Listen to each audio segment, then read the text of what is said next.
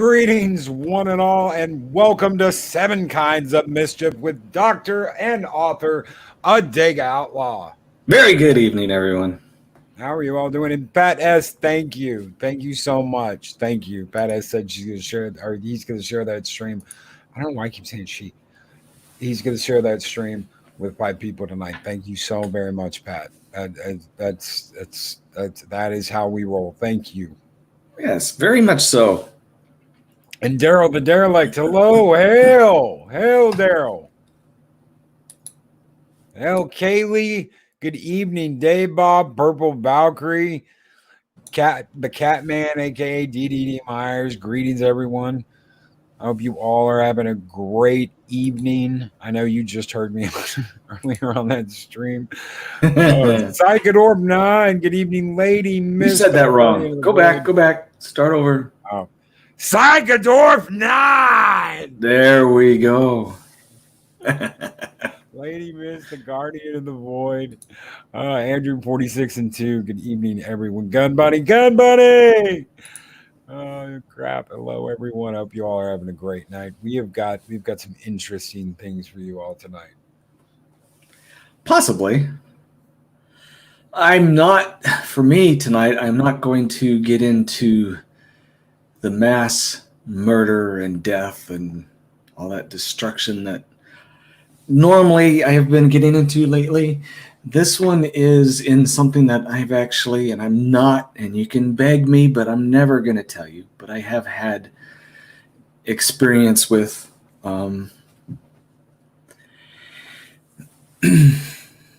there are a couple of, I got an article I'm going to read for you guys. It's basically, it's not mine, but like I said, I've had experience for it. But before we get into it, there are several different schools of thought over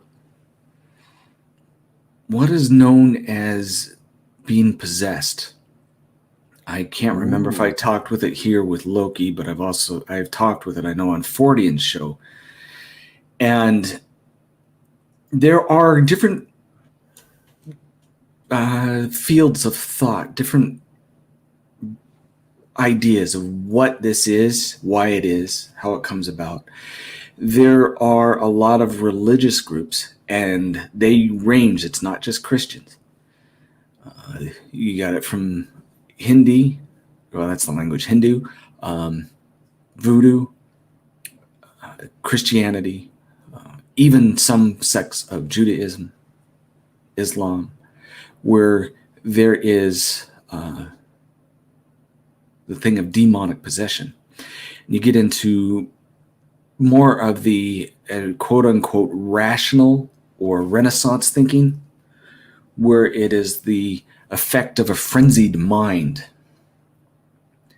Now, depending on who is involved, what witnesses were there, you're going to get different responses, where sometimes events will not just show someone who's spitting and hissing and vomiting and doing, the typical things that you think of when someone was violently possessed.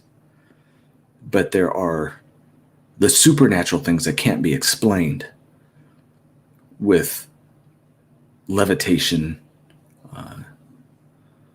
things being thrown around rooms, broken, disheveled, disturbed, voices, various different languages that show up, even though the person had never learned the languages. These are all things that are typical for those who believe in demonic possession, where those who claim that it is a effect of a frenzied mind, some of these things they have good reasoning for, and some of them they don't. It's left up in the air. There is no real sound conclusion. There are, like I said, there's a couple of different reasons, trains of thought, excuses for. We're going to talk about one specific incident, and a lot of people believe this is where The Exorcist came from, but this is not The Exorcist story. It was actually, The Exorcist was based on a boy. This one is based on a girl, though the similarities tend to be consistent throughout time. And I do know of, and like I said, I won't talk about my stuff, because I was never possessed, don't get me wrong, but I have seen things that would just freak you out, and like, I'm not going to discuss them. But there are reliable sources that talk of certain things like levitation, various languages, things being thrown around the room without being touched. But anyway, with that as a background, I'm going to read you a story about, some of you may know this one. It's an older story, and it's going to take a little bit to go through. It's a century old. The Evil and Exorcism of Emma Schmidt. With this story, I am not going to read it completely through without breaking up a little bit, because there are some things I want to interject in here. Hopefully you'll find it fascinating. I'm going to get my glasses on so I can read. And sorry about the cough. All right, here we go. In 1928, Emma Schmidt was approximately 46 years old and living in Wisconsin when it happened again. The voices were haunting. As much as she wanted, she could not enter church. Her thoughts were increasingly intrusive, and the nervousness was growing stronger. Now, she was in a Franciscan convent just outside of Earling, Iowa, with her arms bound and a small team of nuns making sure she couldn't leave the iron bed she was resting on. They offered her food, but she refused. Seething with anger, she knew they had blessed it before giving it to her. She wanted nothing more than to tear them apart. The very sight of them infuriated her. Then he arrived, a Capuchin priest from Wisconsin that had arranged this whole ordeal. This was not their first meeting. The two had met years earlier, in June of 1912, when he performed Emma's first exorcism. The old guy with the beard is Schmidt, if you wanted to. I can't see the picture, so. I've got it up. Okay. Schmidt, or that's Father Isinger. Schmidt, sometimes referred to as Anna Eklund or Mary X, was born in 1882 in Marathon, Wisconsin. Very little is known about her parents, but it is estimated that her mother died at approximately 1890, making her 8 years old, leaving Emma in the clutches of her abusive and alcoholic father. She was a very devout Catholic, but suddenly, beginning at the age of 14, she found herself unable to enter church without violent thoughts entering her mind. She was consumed with ideas of smashing the holy water fonts and harming the priests. She could not bring herself to receive communion, and all consecrated items caused revulsion. Soon she simply could not enter a church at all. She was being held back by interior hidden powers, in quotes. When a local church got involved in helping the tormented woman, they contacted Father Theophilus Resinger. And that's the picture of the man there. Now, here's one of those side notes, and I have seen this, and I'm sure some of you have heard stories of this, where children who are subject to abuse at an early age, oftentimes, in order to save their sanity, will become split-minded, or as, dissociative identity disorder. Yes, DID. Where basically it's the old term for multiple personalities. Loki and I were just talking about this beforehand, which was kind of cool. So this girl had suffered abuse, and what this story doesn't get involved in is this little girl, the abuse was not just physical, as in beatings, but there was other torments done to her that incestual, terrible people do, as well as an aunt who we'll get a little bit into. And when these children get subjected to this, they often become very deranged. I wrote about this in one of my books. One of my characters who eventually committed suicide had gone through something like this. But anyway, let's get back into the story. Father Risinger was born in Germany in 1899, and at the age of 20, he joined the Capuchins. It's German, so it's Capuchins, Capuchins, a branch of the Franciscan order. He immigrated to the United States and first practiced in New York City before moving to the Midwest in 1912. The same year, he would perform his very first exorcism on the same Emma Schmidt. Father Risinger's first exorcism on the younger Schmidt was deemed successful, and she was able to return to a normal life. But the effects were short-lived. By the time Schmidt and Father Risinger met for the second time, she claims she had not experienced a day of peace in decades. In that same amount of time, Father Risinger went from his first exorcism to becoming the go-to name for dispelling the evil infecting human beings with 19 successful exorcisms under his belt. Why didn't the results of Schmidt's first exorcism last? When she first became tormented, she claimed it was the result of curses put on her by her monstrously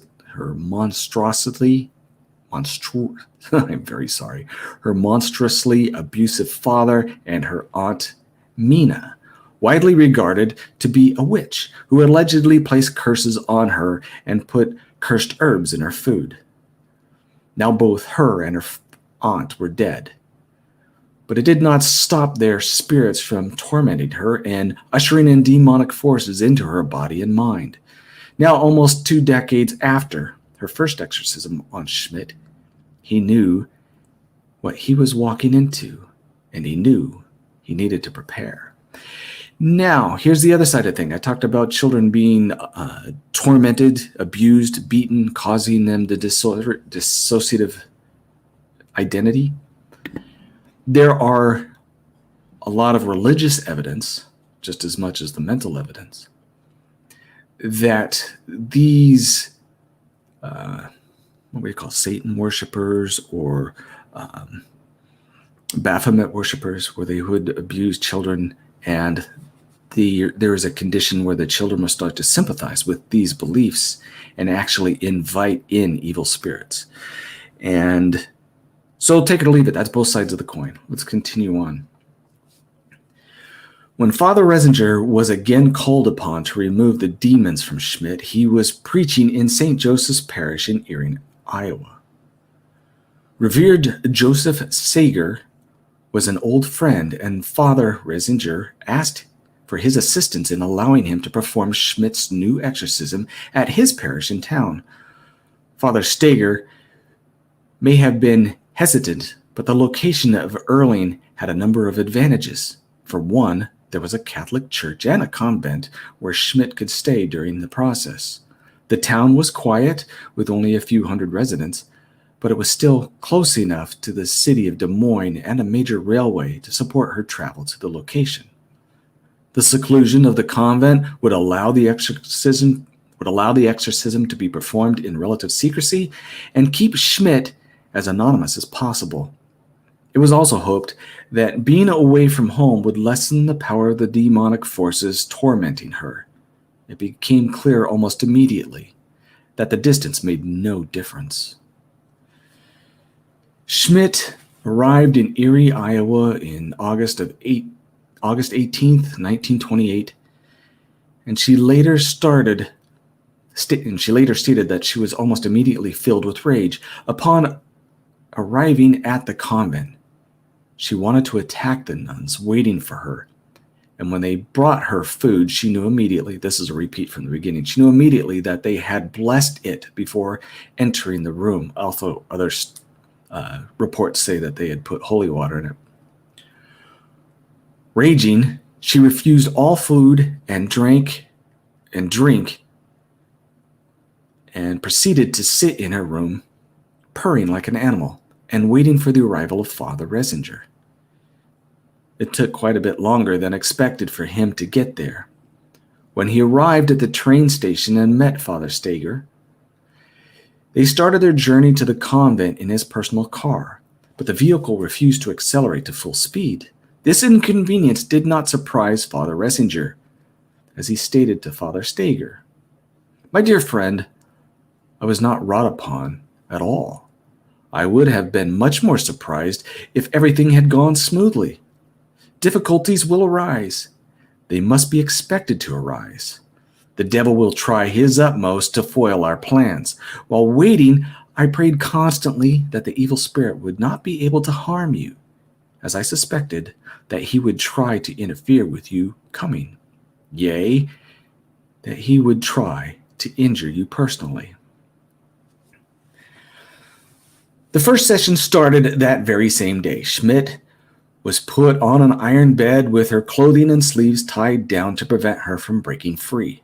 The strongest of nuns in the convent were on hand to assist, and they held her down, awaiting the horror to begin. As soon as Father Ressinger began speaking the rites, her eyes fell tightly shut, and she became unconscious. But her sedated state soon gave way to chaos. According to reports from inside the convent, Schmidt was able to dislodge herself from the bed and promptly threw herself high upon the wall and had to be forced back down. Then the screaming started. Howling, piercing, wrenching screaming tore through the convent walls as Father Ressinger commanded that they cease with "Silence, Satan! Keep quiet, you infamous reprobate!" Then the voices began. Screeching, bellowing voices that answered Father Ressinger's questions in English, German, and Latin, all claiming to be multiple entities including Beelzebub, Judas Iscariot, and the spirits of Schmidt's father and aunt, all intent on torturing the woman. The difficult process endured for 3 sessions, first from August 18th to the 26th, again from September 13th through the 20th, and lastly December 15th through the 23rd. The demons and Father Ressinger continued back and forth, battling each other and draining the energy of life from everyone in the convent. Schmidt continuously vomited impossible amounts of rancid bile and liquid filled with what appeared to be chewed tobacco leaves, despite never consuming anything more than small amounts of milk and water. Schmidt's body became distorted, expanded, contracting, and twisting as she continued to rage and emit voices, delivering information about those present that she had no way of knowing. The only person able to withstand the harrowing daily torture of exorcising Schmidt was Father Ressinger, who was present in the room every day while the nuns rotated their attendants in shifts in order to recover and recharge. Over time, Father Steger grew increasingly regretful of allowing the exorcism to take place in his parish. When he voiced his opinion that the ritual should be stopped and moved elsewhere, Father Ressinger reacted with surprise and blamed his second thoughts on the devil, putting them into his head and attempting to drive a wedge between the old friends. Reportedly, the demons also had an opinion of Father Stenger's change of heart, bellowing out to him, "Just wait until the end of the week. When Friday comes, then..." When that Friday arrived, Father Stenger was involved in a car accident while on his way to visit a sick woman. He survived the wreck with only minor injuries, but for the following weeks, the priest claimed that he could not sleep at night because of the constant stream of unearthly sounds that only stopped briefly in response to his prayers. For week after week, it seemed that the efforts of Father Ressinger was having no effect on the tormentors living within Schmidt. But then, beginning on December 15th, the intensity of the evil inside began to wane. At 9 p.m. on December 23rd, 1928, months after her exorcism began, Schmidt suddenly leapt up from the bed. Assuming this was just another incident, the nuns had put hands and moved to rest her back down, but instead she fell back and began to softly mutter, "Beelzebub, Judas, Jacob, Mina, hell, hell, hell." A few minutes later, Schmidt suddenly regained consciousness. Her eyes flew open, and she stated to her stunned audience, "From what a terrible burden have I been freed at last. My Jesus, mercy, praise be to Jesus Christ." It slowly dawned on those present that after so many weeks of torture, Emma Schmidt was again herself. The exorcism had worked. The exorcism of Emma Schmidt was meant to stay under wraps. The nuns that endured the ordeal requested transfer and were all relocated within a year, taking the story with them. Father Ressinger continued to preach and exorcising until his death in November of 1941. By all accounts, Schmidt was able to resume a perfectly normal and peaceful life, practicing as a devout Catholic and never being tormented by the demons that stole nearly 4 decades of her life. She also never married. The account may have been lost to history forever if not for Reverend Karl Volg, who gathered eyewitness accounts of the exorcism and published them under the title "Begone, Satan," originally written in German and then published in English in 1935. Sorry about the big truck. The 48-page pamphlet was printed to encourage those of strong faith to continue to give battle to the evil one. Consisting of full dialogue between Father Ressinger and the demons and eyewitness accounts from witness to witness, the story of the exorcism of Emma Schmidt quickly garnered attention from widespread news media, including Time magazine. Given the extreme nature of the story, there has been widespread debate over the validity of the possession of Emma Schmidt. Eyewitness accounts swear to its accuracy, with Father Stager's housekeeper swearing, "I was a witness to almost the whole period of the exorcism of the earring possession case, and I can truly say that the facts mentioned in Begone, Satan are correct. Some of the scenes were even more frightful than described in the booklet. There is not the slightest doubt in my mind that the devils were present, and I will never forget the horrible scene, vile, filthy, and dirty as long as I live." Still, some insist that Schmidt was not possessed, but was a victim of mental illness. In the early 1900s, mental illness was greatly misunderstood, even ignored. Schmidt met with numerous doctors in the early years of her possession, and none could find any issue with one leading specialist at the time stating that she was normal in the fullest sense. There are others that believe Schmidt never existed at all.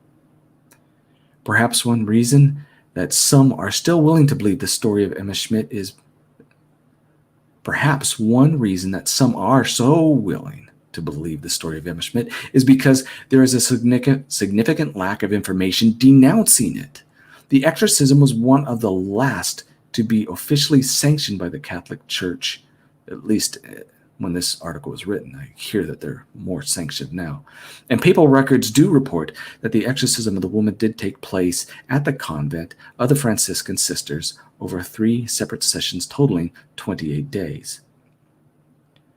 With such secrecy surrounding it, and only accounts coming from those who have claimed to be witness and seen the events with their own eyes, many experts continue to point to the case of Emma Schmidt as true and documented case of demonic possession in the United States. All right. Whether you believe in it or not is inconsequential. There are those people who say they have seen it. There are those people who claim that is a mental illness. And there are people like me who won't tell you what I've seen and what I've experienced and what's come into my office and what's come into my personal life when visiting various different places. I've seen a lot when it comes to this kind of stuff. But I'm going to leave all of that up to you. There we go. Don't the good ones always do that? Leave it up to you.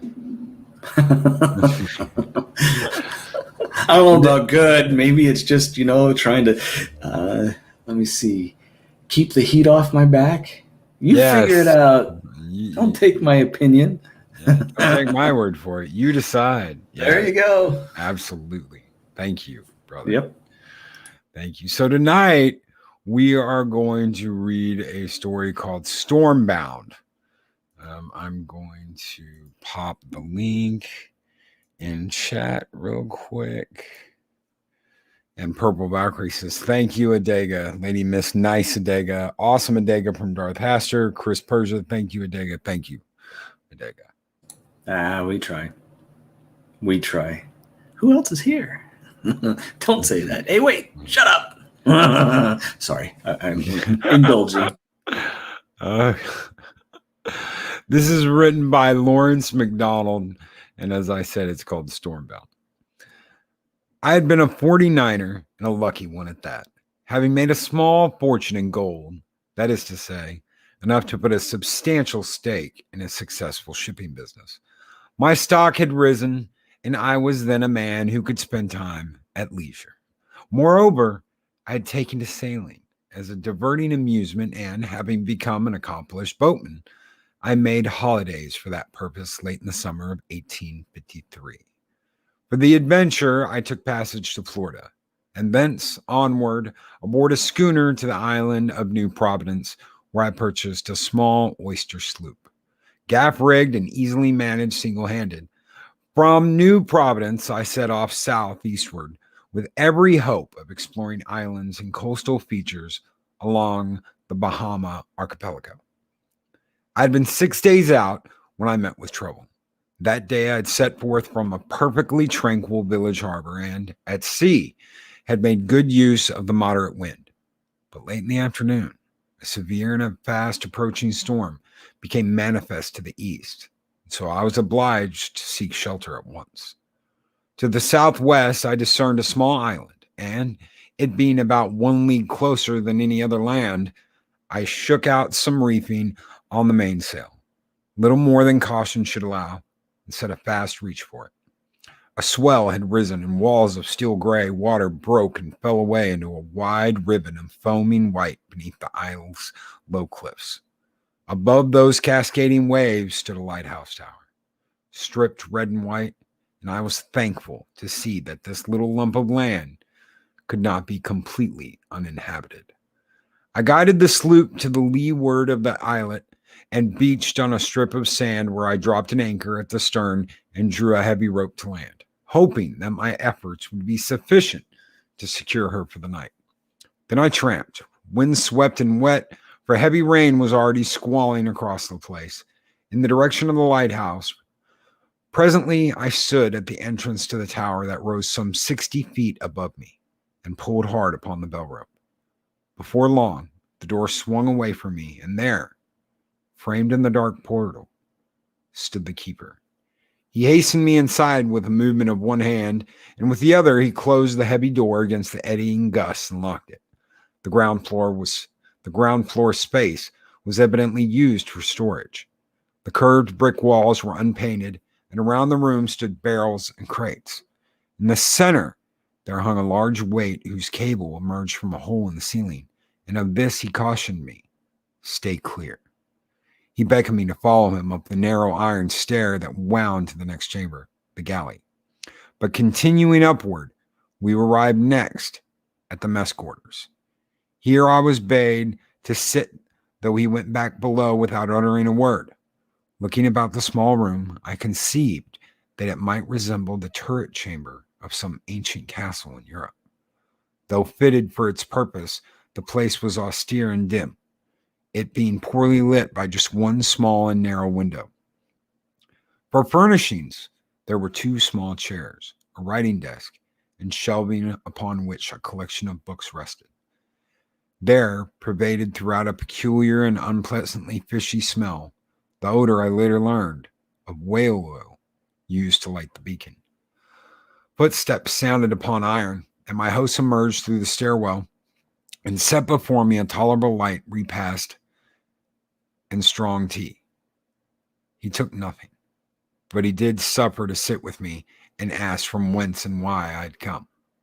I explained the circumstances which caused me to be there, and he told me that I had been fortunate, as the storm was increasing and would certainly have carried me off had I not found this rocky outpost. Then, at some repose, I was able to study the man.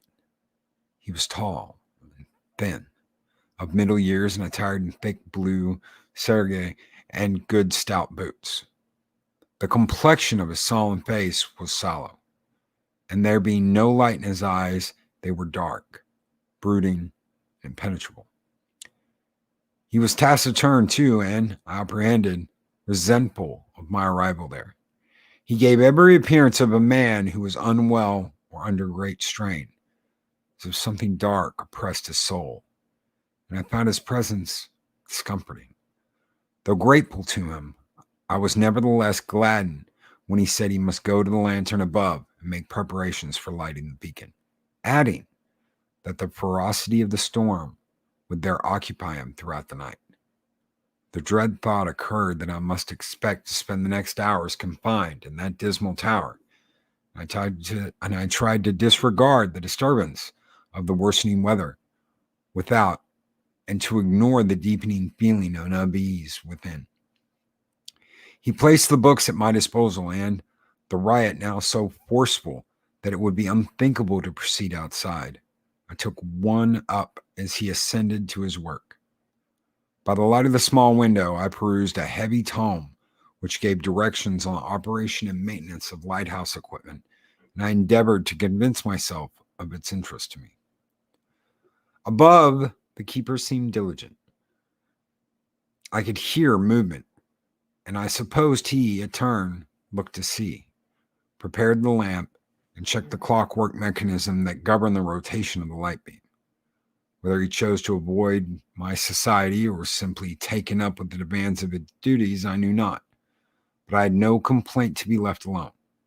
I read and wrote in solitude for some hours, though once he did call below that I might make use of his galley, which I did.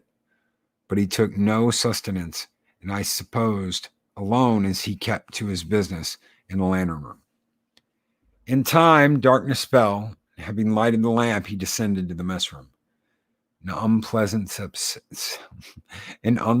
sensation crept over me as he came back down the stairs. When he turned and spoke, I regarded him for a moment, but then, his countenance so deeply disagreeable to me, I felt compelled to look away.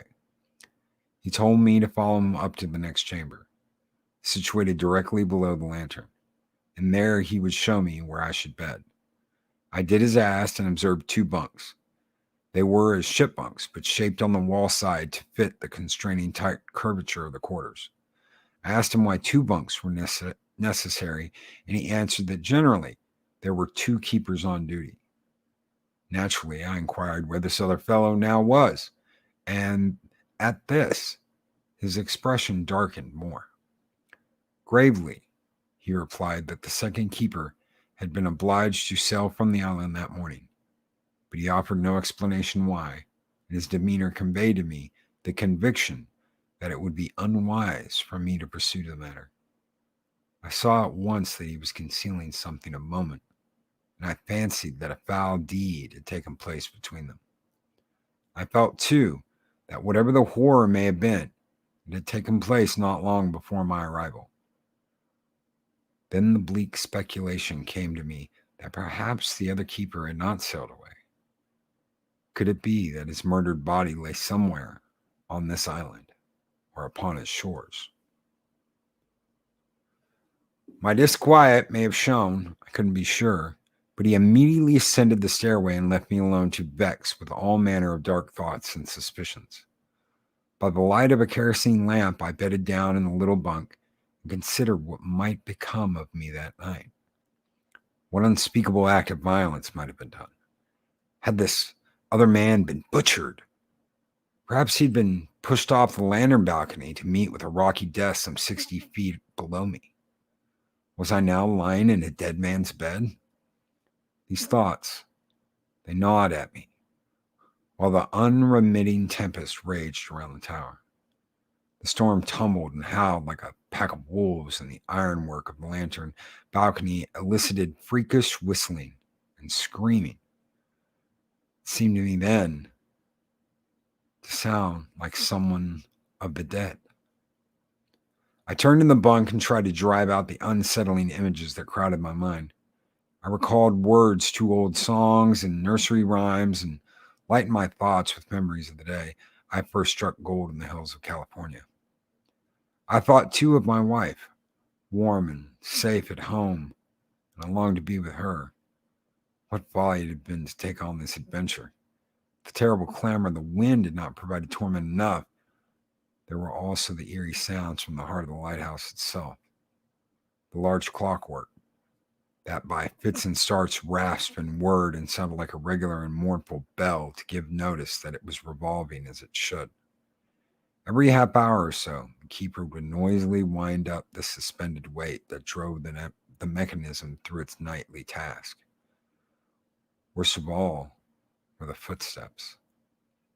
It was those that troubled me most. Would he lift the trap, descend those iron stairs, and do me in? But he never came down. He remained steadfastly at his duties and kept the watch from that storm. It was a night of terrible peril for anyone to be abroad, but especially so for mariners, and I did own that. Notwithstanding whatever terrible act he had committed upon his comrade, he was watchful for the safety of anyone unfortunate enough to be at sea anywhere along that treacherous coast that night. At length, my resolve to stay alert and be ready to flee outside into the dangers of the storm gave way, and fell asleep I did. And when I awoke, it was to the astonishing sound of quiet. Between the silence and the raging tumult of the night, just gone, startled me, and pleading, I wondered if, after all, my travels had been no more than a disturbing dream. I opened my eyes to bright sunlight and unfamiliar surroundings, and remembered clearly where I was. I leapt from the bunk and looked out. The elevation gave a commanding view, and I was grateful to see that the sea was calm, the breeze light, and the sky clear to the horizon. Heartened, I went aloft to the keeper's glassy vantage point and found him there looking out with the telescope. Even then I felt uneasy in his company. He pointed a thin finger to sea, and I saw the sails of a ship not far off. He said quietly, "Relief tender there. I will soon be free to leave this place." And I resolved to go at once to my boat, check its condition. Then I, too, would leave the island as soon as I could. I murmured my gratitude to him and made quickly down through the tower and out into the warming sunshine. Reaching the place where the sloop rested between the jagged encroachments of the now quiet little cove, my stomach nodded. She had been swept high onto the shore, and even from the distance of 100 yards, the gaping hole in her hull was plainly visible.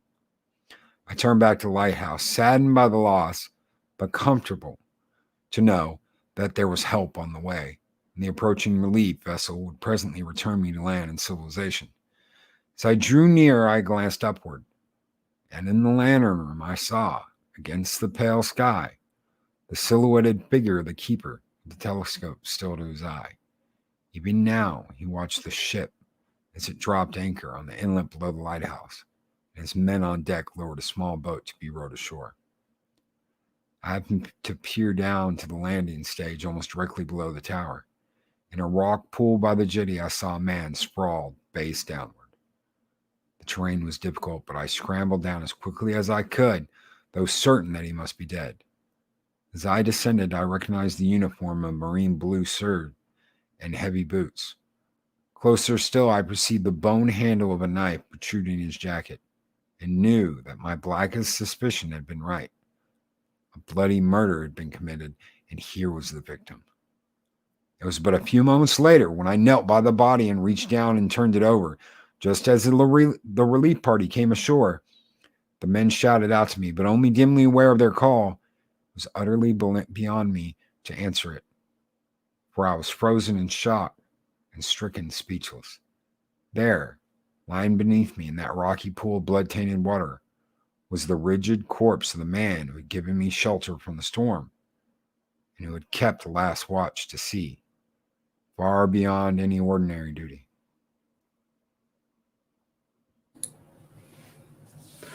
I like this story. I had heard it before. They were both dead. Yep. They killed each other. He was up in the lighthouse tower all night long. One hell of a ghost story.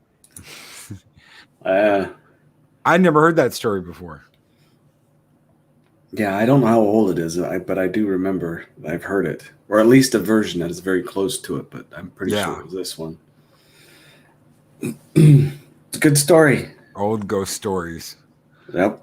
Old ghost stories. Thank you all so very much for coming out and hanging out with me and Adega. Adega talking stories of possession. Loki talking stories about lighthouse ghosts. Holy crap.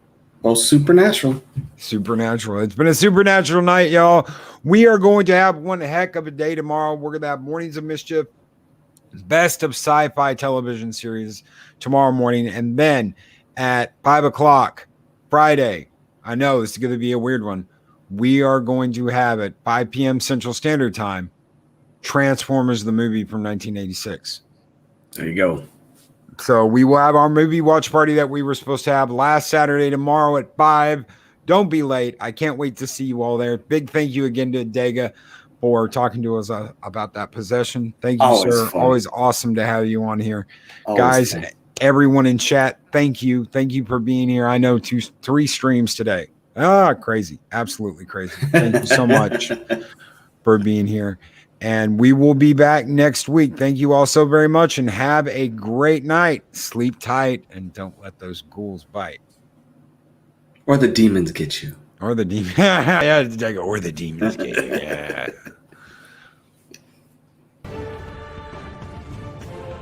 These videos are tremendous. Like, comment, and subscribe, and hammer that notification bell.